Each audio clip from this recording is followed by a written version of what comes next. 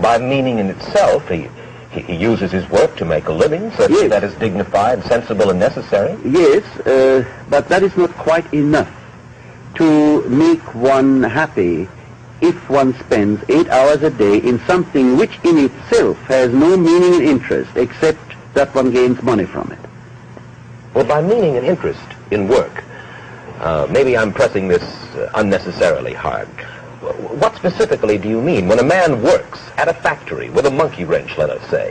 What meaning, what deeper meaning are you looking for? Well, there is a creative pleasure which, for instance, the artisan in the Middle Ages or in a country like Mexico still today has, namely the pleasure of creating something.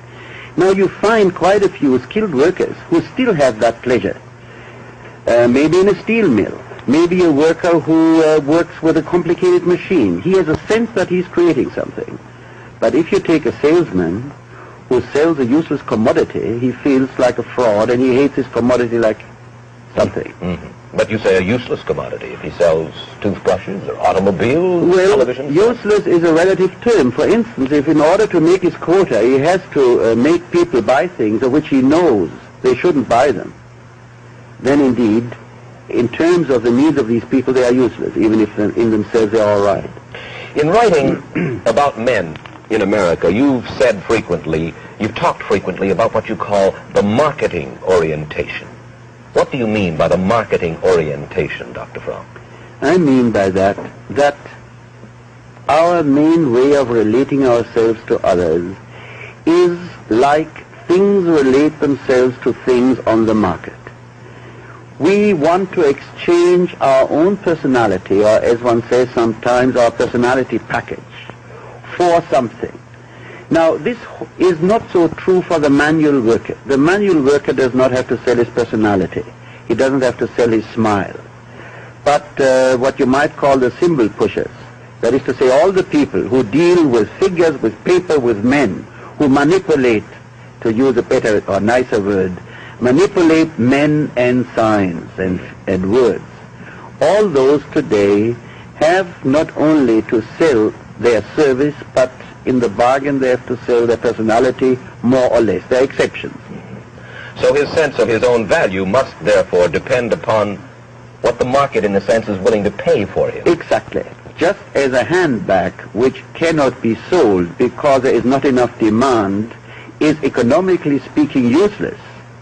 And if the handbag could think, it would have a terrific inferiority feeling, because not having been bought, it would feel useless. So does a man who considers himself as a thing, and if he's not successful to sell himself, he feels he is a failure. I think if you would ask people what their concept of heaven is, and if they were honest, they would say it's a kind of big department store with new things every week and enough money to buy everything new.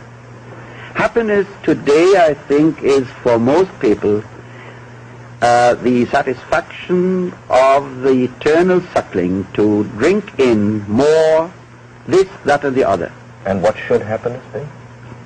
Happiness should be something which results from the creative, genuine, intense relatedness, awareness, responsiveness to everything in life, to man, to nature. Happiness does not exclude sadness. If a person responds to life, he's sometimes happy and sometimes sad. What matters is he responds. Our social relationships are relatively shallow. We are actually afraid to be intimate with people. Many people even with their wives and husbands. And we substitute, or we rather hide this fear of real intimacy by a superficial kind of friendliness, which is quite nice, but nevertheless very shallow. But I think there is another answer to your question, which I should like to give.